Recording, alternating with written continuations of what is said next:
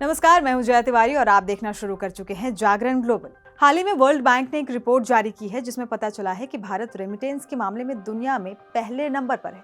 अगर आप नहीं जानते कि रेमिटेंस क्या होता है तो आपको जानकारी के लिए बता दें कि जब एक प्रवासी अपने मूल देश को बैंक, पोस्ट ऑफिस या ऑनलाइन ट्रांसफर से धनराशि भेजता है तो उसे रेमिटेंस कहते हैं। उदाहरण के तौर पर खाड़ी के देशों में काम कर रहे भारतीय कामगार या अमेरिका और ब्रिटेन जैसे विकसित देशों में डॉक्टर और इंजीनियर की नौकरी कर रहे प्रवासी भारतीय जब भारत में अपने माता पिता या परिवार को धनराशि भेजते हैं तो उसे रेमिटेंस के नाम से जाना जाता है। जो देश रेमिटेंस प्राप्त करता है उसके लिए ये विदेशी मुद्रा अर्जित करने का एक जरिया होता है और वहां की अर्थव्यवस्था में इसका महत्वपूर्ण योगदान होता है।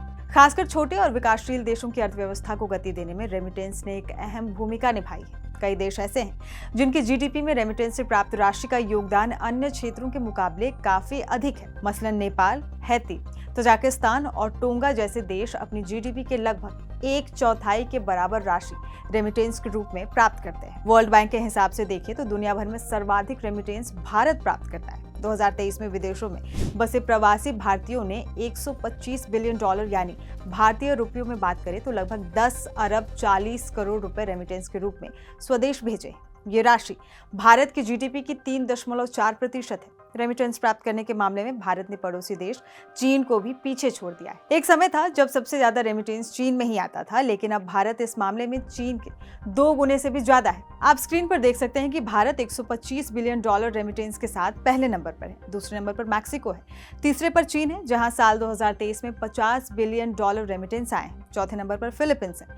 वहीं 5वें नंबर पर मिस्र है जहां साल 2023 में $24 बिलियन रेमिटेंस विदेशों से आया है। शेष बचे हुए देशों को आप स्क्रीन पर देख सकते हैं। हालांकि प्रवासियों को अपने मूल देश में ये रेमिटेंस भेजने में कई कठिनाइयों का सामना भी करना पड़ता है। सबसे बड़ी कठिनाई रेमिटेंस भेजने की लागत है।